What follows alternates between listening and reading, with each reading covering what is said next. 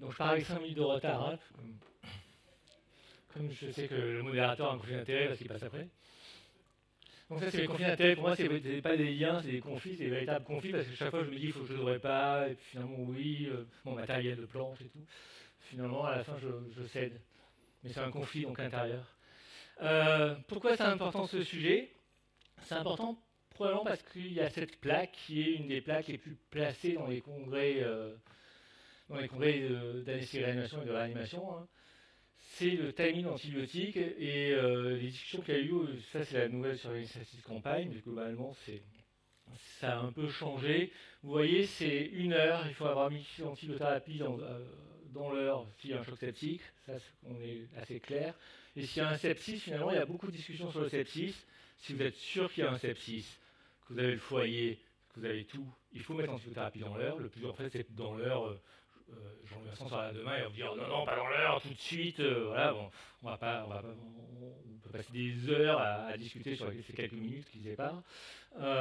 Et après, la discussion, c'est en fait quand il y a un sepsis, pas de choc, mais un sepsis, et que vous n'êtes pas certain quand même que ce soit infectieux, parce qu'il y a 10 000 autres causes, savoir si on le fait dans l'heure ou dans les 3 heures. Là encore, pour les anglo-saxons, c'est une espèce de religion. Pour nous, c'est beaucoup plus vaste, mais en tout cas, il faudra faire très vite une antibiothérapie. Très très vite une antibiothérapie. Et dès que vous avez mis une antibiothérapie en place, vous atteignez le microbiote dont on vous a parlé tout à l'heure. Donc il y a un impact. Mais finalement, on ne va pas avoir le choix. On va pas avoir beaucoup de choix. Si le patient a des signes, on va devoir mettre une antibiothérapie dans l'heure, ou rapidement. Et ça va atteindre le microbiote tout de suite. Et donc finalement, la seule chose sur laquelle on va pouvoir jouer, c'est la durée. Pour diminuer le taux de pression, c'est la durée. Alors pourquoi on parle toujours de réduire l'exposition d'antibiotiques? Parce qu'il y a j'aime bien rappeler, hein, il y a des risques propres qui sont liés aux résistances, dont on vous parle beaucoup. Il y a un risque au niveau collectif, mais ça aujourd'hui en 2022, au niveau collectif, à l'époque du développement personnel, c'est plus trop à la mode. D'accord? Franchement. Ce qui compte, c'est moi et mon patient. Et puis, mais pensez quand même qu'il y a un risque individuel, puisque Claire tout à l'heure nous l'a bien dit, hein, si je donne une première ligne antibiotique à mon patient, la deuxième ligne, je lui fais perdre 25% de chance globalement d'avoir une antibiothérapie probabiliste efficace. Donc ça remet plus en cause. Hein, c'est-à-dire que mon propre patient, la deuxième fois, il aura moins de chance, la troisième fois un peu moins de chance, et souvent quand on a des patients quand même qui sont assez... on a souvent le même patient hein, qui revient, finalement ça pèse. Il y a une belle étude qui vient de sortir, qui est sortie en 2021, qui montre que chaque fois qu'on met un antibiotique, on a plus 4% d'effets adverses par jour. D'effets adverses qui ne sont pas les résistances. Hein. Tout venant, par jour. C'est quand même beaucoup. Hein. Au bout de 10 jours, vous avez 40% de plus de chances d'avoir un effet adverse. Et il y a plein d'effets adverses liés au traitement, liés au spectre. Là, il y a cette étude là, que je vous montre là, où on montre que quand on fait du très large spectre chez les gens qui n'en ont pas besoin, et bien finalement, on affecte leur outcome. Alors c'est peut-être un anglicisme. On atteint leur pronostic ne sera pas aussi bon que si on avait fait un spectre plus étroit. Donc tout ça n'est pas neutre. Alors, quelques définitions très scolaires pour commencer, quand on parle de durée. Parce que finalement, ayant fait des études, on s'est aperçu que c'était pas si facile que ça, malgré l'excellence de notre corps médical. On a une antibiothérapie probabiliste, avant qu'on ait la bactérie. Dirigée, une fois qu'on a eu le résultat de la microbiologie, si vous avez des bons microbiologistes, c'est par là, si vous avez des mauvais microbiologistes, c'est par là, si vous êtes un insecte, c'est par là. Donc, vous démarrez votre antibiothérapie probabiliste qui est adéquate. Votre J1, c'est là. Je parle en J1, pas en J0, parce que je n'ai jamais compris ce que c'était J0. J1, et vous faites votre nombre de jours. Si jamais vous avez pas de source de contrôle du foyer infectieux, vous avez une péritonite qui évolue, vous avez une infection urinaire qui n'a pas été prise bien en compte au niveau des reins, et que vous commencez à 4 jours votre contrôle de la source, ce sera là le J1. D'accord? Si vous avez raté votre antibiothérapie probabiliste, ça arrive à tout le monde, hein, ça arrive dans 15-25% des cas, et ben, ce sera à J3 si vous avez votre résultat microbiologique à J3. Le J1 de l'antibiothérapie, la durée sera à ce moment-là. Par contre, si vous avez une bonne antibiothérapie probabiliste et que vous faites une désescalade, c'est le total qui compte. Deux préliminaires, quand on parle de durée d'antibiothérapie, on parle de durée d'antibiothérapie une fois qu'il y a eu un contrôle du foyer infectieux adéquat et le plus précoce possible. C'est important. Et deuxième préliminaire par rapport à ce qu'on a dit tout à l'heure sur débuter une antibiothérapie, quand même, même si on n'est pas certain qu'il y ait une infection, c'est qu'il faut pouvoir stopper son antibiothérapie dès que vous avez la preuve que ce n'est pas une infection. À n'importe quel moment, je ne sais pas, il y a pendant longtemps, il a traîné, une antibiothérapie débutée doit être continuée, enfin, voilà, tout ça, il faut arrêter. Il faut arrêter surtout les antibiotiques le plus tôt possible. Et si vous avez des résultats négatifs qui reviennent, et bien vous allez arrêter parce que si vous avez vu dans des prélèvements, c'est pour avoir des résultats positifs. S'ils sont négatifs, c'est qu'il n'y a pas d'infection et donc on arrête. Donc il y a deux stratégies pour la durée. Il y a une durée prédéterminée qui va être basée sur la littérature et les recommandations, ou alors un traitement qu'on va essayer de faire individualisé basé sur les biomarqueurs. Donc l'étude vraiment principale qui a vraiment marqué tous les esprits, c'est l'étude de Jean Chastre, qui a comparé en 2003, et c'était très novateur en 2003, même si aujourd'hui ça vous paraît assez naturel, de faire 8 jours versus 15 jours d'antibiothérapie pour des PAVM. Donc aujourd'hui, je pense que pour la nouvelle génération, ça paraît couler de sens, mais en fait, 15 jours, c'était vraiment la durée standard avant. Et vous voyez, il n'y a pas de différence en termes de mortalité. Il y avait un peu moins de multirésistance dans le groupe 8 jours et un peu moins de surinfection dans le groupe 8 jours. Et cette étude montrait aussi déjà une première limite de l'appréciation clinique de l'évolution des patients. Et donc, c'était à 8 jours, et je ne sais pas pourquoi, tous les référentiels, dont le nôtre, à la SFAR et SRLF, ont conclu sur 7 jours. Donc vous avez des données qui disent 8 jours, et on dit 7 jours. Mais on a gagné un jour sur le process.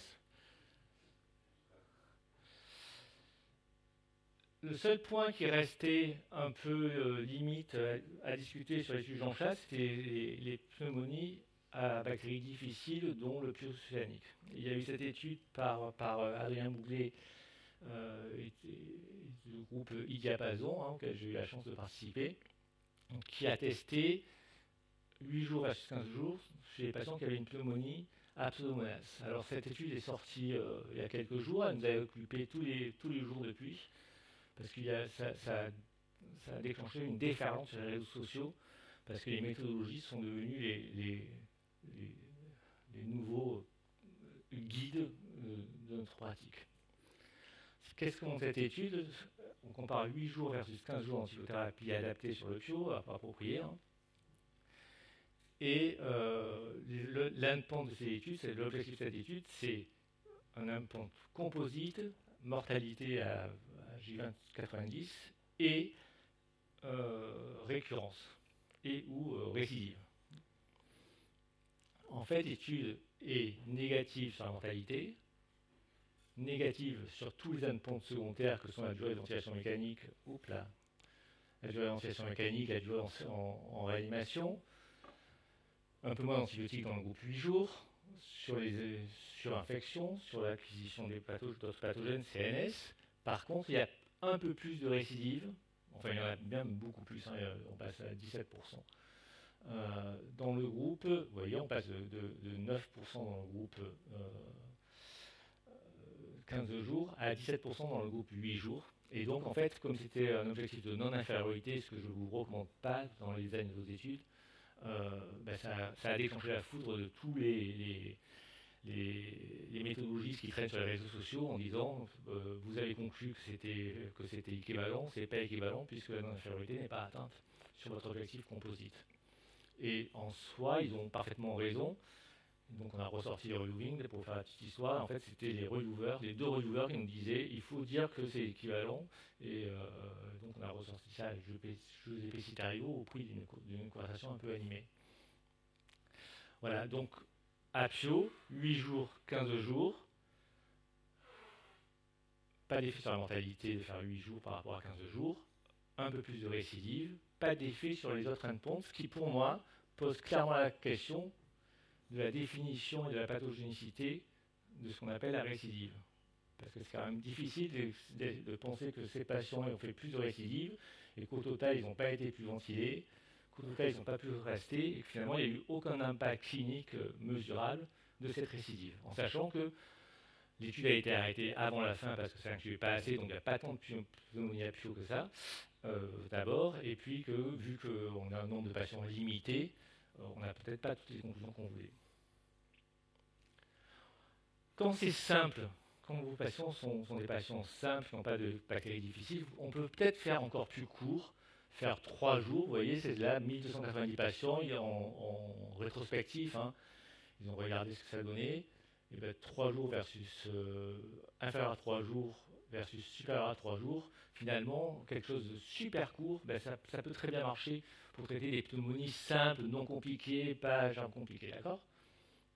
Et là, c'était une vieille étude, il n'y en a que quelques-uns qui doivent s'en souvenir, une étude de Singh, publiée dans HGRCCN, dans le journal, qui compare 3 jours de furoquinolone, de ciprofloxacine, c'était une mauvaise idée par contre le choix de la molécule, à une durée libérale qui était à l'époque de 10 jours à peu près.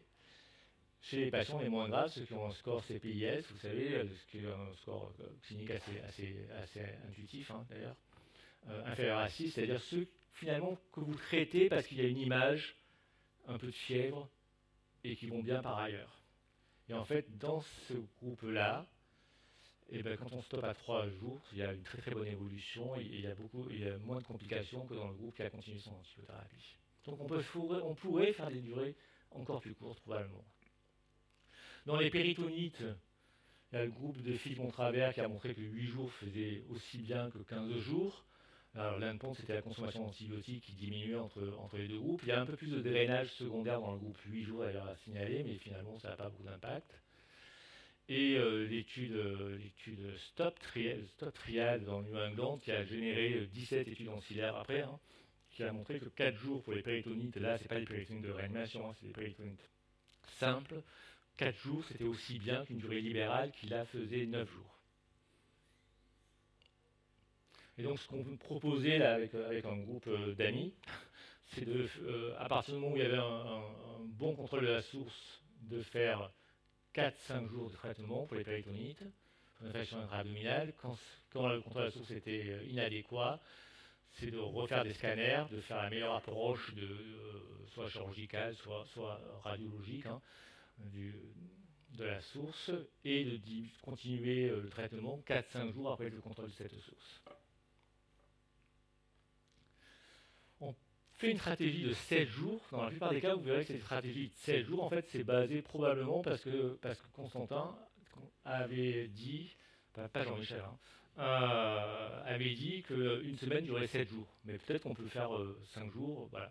On peut peut-être baser sur la réponse individuelle. On peut essayer d'être intelligent parce qu'on est des gens qui ont fait 15 ans d'études, l'élite de la nation, tout ce qu'il y a de mieux, très très sûr de nous. Et baser ça sur la clinique, la biologie, la radiologie, et ça marche bien. Ça marche bien quand on regarde ses internes, ses infirmières autour de nous, et qu'on dit, moi, je sens le patient, je le touche, je regarde ses constantes, et je vais vous dire la durée d'antibiothérapie. Le problème, en fait, c'est que quand il y a une infection, il y a une inflammation.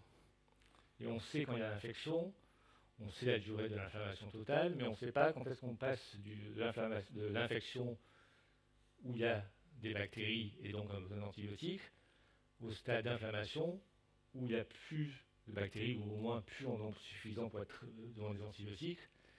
Et toute cette zone, ce passage était assez flou et en plus on a des colonisations au milieu qui compliquent la situation. Donc c'est un tableau à plusieurs entrées qui est compliqué. Vous vous dites non, moi je suis un bon médecin, je vois les signes. En fait, c'est une étude que j'aime bien. elle regarde une chirurgie intra-abdominale adéquate, retardée, inadéquate. Et vous voyez les signes biologiques et cliniques. Et finalement, alors il y a des petits écarts, vous allez me dire, hein, mais quand vous voyez les recouvrements entre les groupes, finalement, entre celui qui a l'adéquate à 5 jours, 7 jours, sur les globules blancs, sur le score SOFA, et encore c'est peut-être ce qui marche le mieux, sur la fièvre, vous voyez qu'il n'y avait pas beaucoup de différence entre ceux qui ont bien été pris en charge et ceux qui n'ont pas été bien pris en charge. Au piluli, en tout cas, chapeau pour arriver à trouver la différence. Vous me dites, en fait, c'est la réponse immune, il y a une réponse immune spécifique. Et donc, on va regarder la réponse immune, qui va nous dire, il va y avoir des biomarqueurs issus de la réponse immune en faveur de l'infection et des biomarqueurs en faveur de l'inflammation. Nous, on avait dépensé 800 000 euros de PHRC il y a quelques années pour ça, ça s'appelait Sepsichip, et on avait découvert que le meilleur prédicteur chez les traumas pour faire une pneumonie, c'était le score ISS. J'aime bien cette étude donc, qui a été faite par nos amis lyonnais, étude multicentrique qui s'appelle Réalisme, qui a dosé des tas de biomarqueurs dont on connaît la signification, parce que ça c'est important, et ils ont regardé en fonction de ce que ça devenait. Et voilà, ils ont fait un groupe de patients LC, alors eux ils sont vraiment différents des autres, hein, quand vous allez bien vous êtes différents. Ça on sait, hein. De patients chirurgicaux. La chirurgie, c'est un véritable traumatisme en fait. Hein. De patients traumatisés et de patients septiques. Et vous voyez, ça c'est l'IL6, l'IL10, je vais tout vous les faire. Hein. Le S100 et l'interleukine 10. Alors, il y a du transcriptome et de la protéine. Et là encore, vous voyez quand même, pour discriminer au pied du lit un traumatisé chirurgical, un patient chirurgical, un traumatisé ou un sepsis, à partir mis à part le premier jour, à partir de J5, ça commence à être vraiment, vraiment compliqué. Et en fait, ils ont tordu les données dans tous les sens. Hein. C'est le groupe qui travaille avec Julien Taxoïs, alors c'est des gens de Biomérieux, hein, pour dire le conflit d'intérêt. Ils n'ont pas trouvé. Ils n'ont pas trouvé une seule signature qui vous dit, là, il y a une bactérie. Là, c'est bactérien par rapport au reste. En fait, on y a beaucoup cru, on pensait qu'on allait trouver quelque chose. Moi, de plus en plus, aujourd'hui, je suis persuadé qu'il n'y aura pas de spécificité de la réponse immune sur le fait que ce soit infectieux et que donc on n'aura pas de biomarqueur miracle. Donc c'est un peu décevant, mais il faut faire avec. Donc le seul biomarqueur, enfin l'un des seuls qui nous reste aujourd'hui, c'est la procalcitonine. C'est probablement le biomarqueur sur lequel il y a le plus de littérature, qui nous aide pas au diagnostic. On est tous d'accord, on ne se sert pas de la procalcitonine pour le diagnostic, bien que si vous avez un patient aux urgences qui rentre avec de la fièvre et une procalcitonine à 1000, moi je lui mets des antibiotiques basés là-dessus. Mais c'est vrai que les chiffres qu'on a nous en réanimation, ça ne nous aide pas pour le diagnostic, par contre ça nous aide pour le suivi, et en fait on se base, si on veut s'en servir, sur un protocole fait par des Hollandais, l'équipe de De Jong, où ils arrêtent l'antibiothérapie si la procalcitonine est inférieure à 0,5 ou a baissé de 80% par rapport à sa valeur de base mise avant l'antibiothérapie, et ils tombent grâce à ça à des antibiothérapies assez courtes de 5 jours dans des PAVM, en sachant que c'est quand même des gens qui travaillent extrêmement bien, qui ont un taux d'infection dont ils ne savent pas la porte d'entrée inférieur à 9%, ce qui est un reflet quand même de très bonnes pratiques. Alors donc on pourrait proposer un algorithme de la sorte. Hein. Est-ce qu'il y a eu un contrôle de la source et antibiothérapie adéquate? Sinon on ne peut pas parler. Si oui, si ma PCT diminue de 80%, j'arrête. J'arrête le jour où ça diminue de 80%. Si elle ne diminue pas de 80%, alors que normalement tout est bon, hein, c'est ce qu'on voyait tout à l'heure sur le cas clinique, tout est bon, ça devrait diminuer, ça ne diminue pas, là il faut que je réfléchisse. Soit il n'y a pas d'infection, c'est une inflammation ou j'ai raté quelque chose, soit en fait je ne regarde pas la bonne source la bonne source, c'est notre site infectieux, et je rate la bactérie qu'il fallait réellement avoir. Ça donc c'est la source adéquate. Si mon antibiothérapie est inappropriée ou le contrôle de source mal fait, à ce moment-là, il faut refaire des scanners, écho, drainage, optimiser et repartir à ce moment-là dans la nourriture à ce moment-là. Le problème, c'est ça, c'est que nous, on a testé, alors le papier était soumis à un journal vraiment pas bon niveau parce qu'on s'est fait jeter partout, mais on a regardé notre compliance avec un protocole, comme je vous ai montré, de procalcitonin. Alors on a une compliance à 58%, ce qui est pas mal, hein, quand on passe à bas de 50% dans la compliance en France, je dis en France général, hein, pas, je sais que vous discriminez Marseille, mais en fait on est un pays du Sud, pour les gens de Oslo, on est vraiment au Sud. Même ici. Donc la compliance est de 58%, ce qui est mieux que ce qu'on attendait, c'est-à-dire qu'on a fait le dosage avant l'antibiothérapie, le dosage tous les 2 jours, et qu'on a arrêté ou continué selon la réponse. On a mieux fait chez les patients médicaux, on a mieux fait chez les patients SARS-CoV-2, on a moins bien fait le week-end et pendant les jours fériés. D'accord ? Ce qui est gênant, c'est quand on regarde la mortalité, ça ne bouge pas.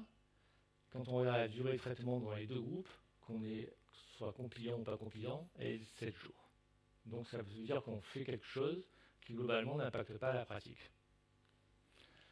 Est-ce que c'est nous ou est-ce que... En fait, je trouve cette étude qui est du JAMA, hein, donc ils ont pris des bactériémies à gram négatif non compliquées, ils ont fait un groupe 7 jours, c'est randomisé, hein, un groupe 7 jours, vous voyez, 7 jours, un groupe 14 jours, vous voyez, 14 jours de traitement, et un groupe guidé sur la CRP. Alors ils n'ont pas pris la PCD, ils ont pris la CRP, ils ont dit on arrête quand il y a 75% de baisse de la CRP. Vous voyez, les durées vont de 5 à 16 jours de traitement. D'accord ? Et ils ont fixé une non-infériorité par rapport à 14 jours. Oups là, je vais en arrière. Et en fait, dans cette étude, il n'y a pas d'infériorité. D'abord, les 3 groupes sont équivalents en termes de guérison, d'accord ? Mais ce qui est plus embêtant et ce qui correspond à nos résultats, c'est que le groupe dosé sur la CRP a une durée de traitement en moyenne de 7 jours.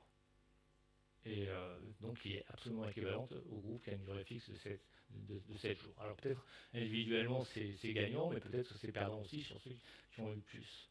Donc ça veut dire que finalement c'est une intervention guidée par les biomarqueurs, même si intellectuellement c'est séduisant de se dire je fais quelque chose qui est guidé et je ne fais pas une durée fixe qui paraît un peu rigide, en pratique ça change pas la donne fondamentalement.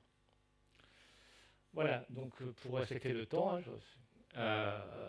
si j'ai une infection non compliquée, c'est-à-dire que j'ai ma source d'infection, alors vous allez me dire les pneumonies, mais les pneumonies aussi, il y a des pneumonies très simples, et puis il y a ceux qui ont un ampienne, un abcès, des choses plus compliquées. Donc si tout est simple, je peux avoir une attitude conservatrice si je suis prudent, il n'y a pas de défaut à être prudent, hein. Et à ce moment-là, pour les PAVM, je fais 7 jours, pour les infections intra-abdominales, je fais 8 jours, pour les bactériémies, je fais 7 jours, et j'ai un petit doute sur le PIO et sur le staph. Voilà. Je peux avoir une attitude très agressive si je suis quelqu'un de moderne, voilà, le top du service, celui qui est regardé avec admiration. Je peux faire 3 jours sur les PAVM, je peux faire 4 jours sur les infections intra-abdominales, je peux faire 5 jours sur les bactériémies et utiliser des biomarqueurs, mais de façon assez stringente, parce qu'il ne faut pas utiliser les biomarqueurs que quand ça vous arrange. Par contre, quand c'est des infections compliquées, c'est souvent le cas, ce qu'on a en réanimation, là je n'ai pas de recette, et je crois qu'il n'y a pas de recette magique, hein. Il faut faire un truc personnalisé, il faut utiliser l'imagerie et réutiliser l'imagerie parce qu'on n'a rien d'autre, faire des prélèvements, répéter les cultures parce que souvent on a des surprises, mais encore une fois, la différence entre colonisation et infection, ça restera toujours un problème. Utiliser les biomarqueurs le mieux qu'on puisse, mais dans ce cas-là, c'est par exemple la procalcitonine en dehors de la PAVN, c'est pas bien validé, hein. Et toujours garder en tête que l'inflammation n'est pas une infection, et que donc à partir du moment où, en fait, idéalement, si je mesurais mon inoculum, il y aurait un moment où l'inoculum est assez bas pour que je puisse arrêter l'antibiothérapie. Et moi, je crois que l'évolution sera plutôt sur ça que sur des biomarqueurs d'inflammation. C'est le suivi de l'inoculum peut-être qui nous dira le moment d'arrêter. Voilà, je vous remercie et je peux répondre à quelques questions.